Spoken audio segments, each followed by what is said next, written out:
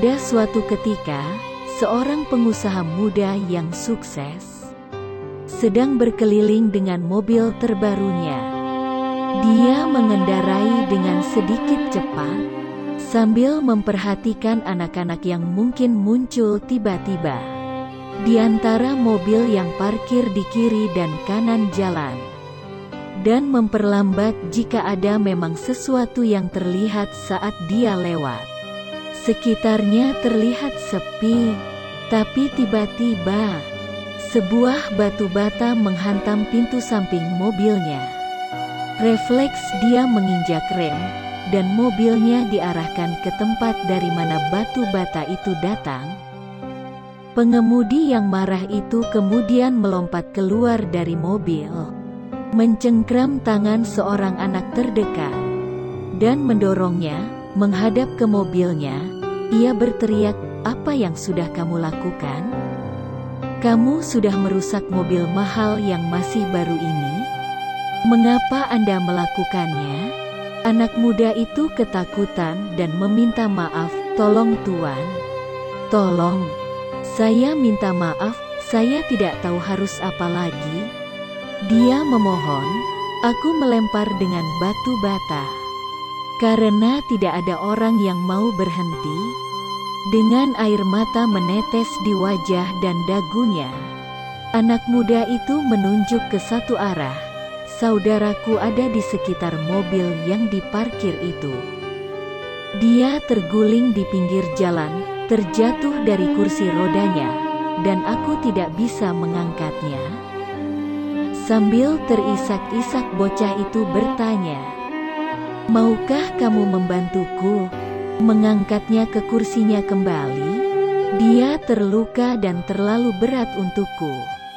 Pengusaha muda itu tanpa kata-kata buru-buru mengangkat anak cacat itu kembali ke kursi roda, lalu membersihkan luka goresan pada anak cacat itu.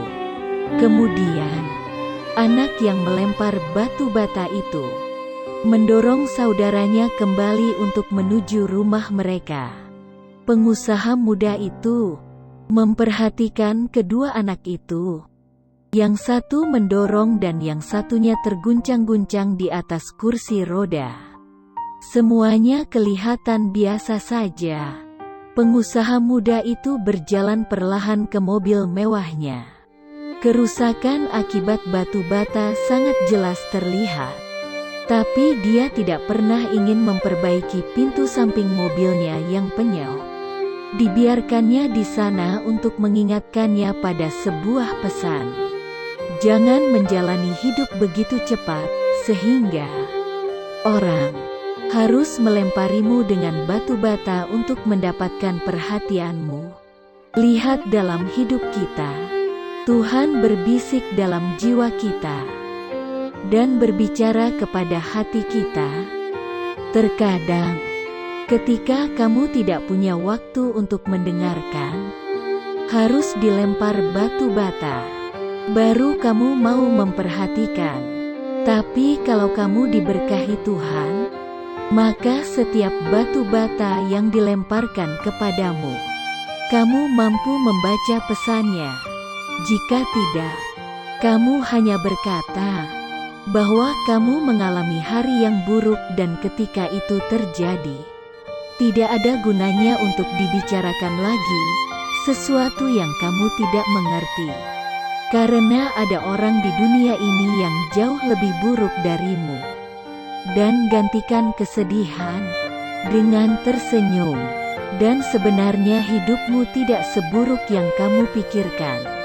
Jadi apakah itu pilihan kamu? Mendengarkan bisikan Tuhan di hatimu, atau mengabaikannya dan menunggu ada yang melemparimu? Semoga cerita ini bisa menginspirasi dan memotivasi. Terima kasih telah menonton.